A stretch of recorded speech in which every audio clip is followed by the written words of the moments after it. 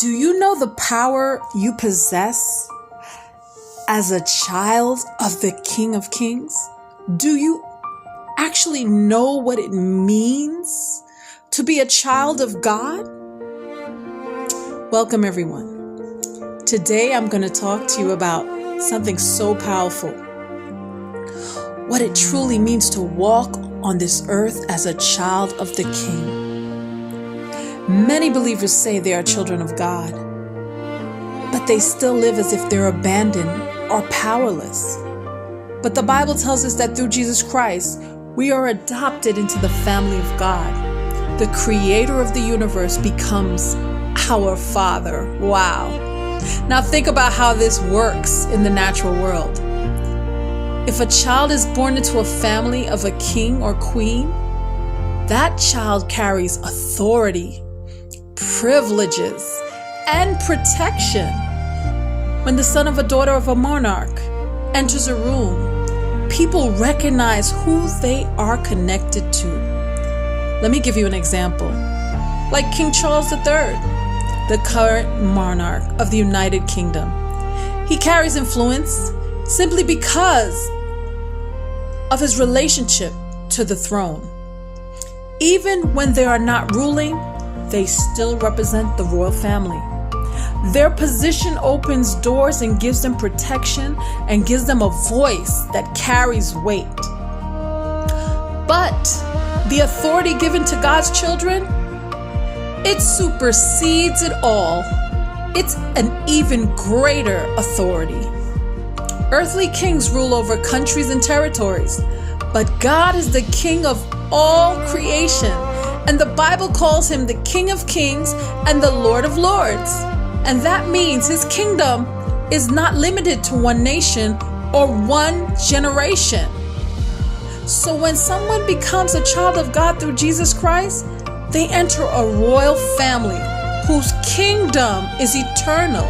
It is a kingdom with no end.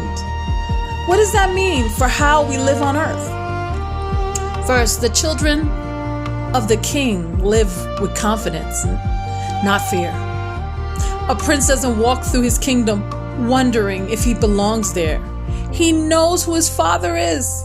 In the same way, a believer who understands their identity doesn't live in constant fear of the future. They trust their father to guide and provide. Second, children of the King carries responsibility. Royal children are not only privileged, they are expected to represent the values of the crown. Their behavior reflects on the royal family. In the same way, believers represent God's character. When you show love, mercy, patience, and truth, we reflect the nature of our Heavenly Father. Third, children of the King have access. In an earthly kingdom, very few people can walk directly into the throne room of the King. But a son or daughter can approach their father freely. The Bible teaches that believers can approach God in prayer anytime. We're not outsiders trying to get an audience with the King. We are family. And fourth, children of the King carry spiritual authority. When Jesus Christ walked the earth, he demonstrated that authority over sickness, fear, and darkness. And he then told his followers that they would continue his work in the world. This doesn't mean believers become God. It means they represent his kingdom and they carry his mission on earth.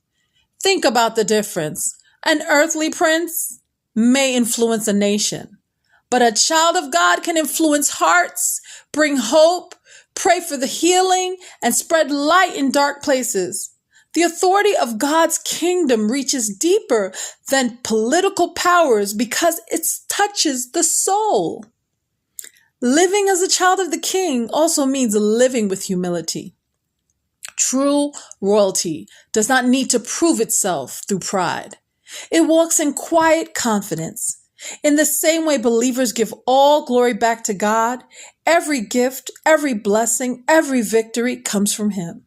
So what does it mean to live on earth as a child of the King of Kings? It means walking in love when others walk in anger. And it means standing in truth when others lie.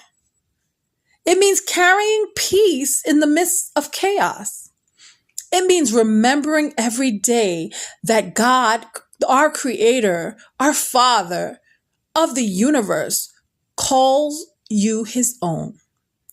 When the believer truly understands this identity, they stop living like spiritual orphans and begin living like sons and daughters of the King.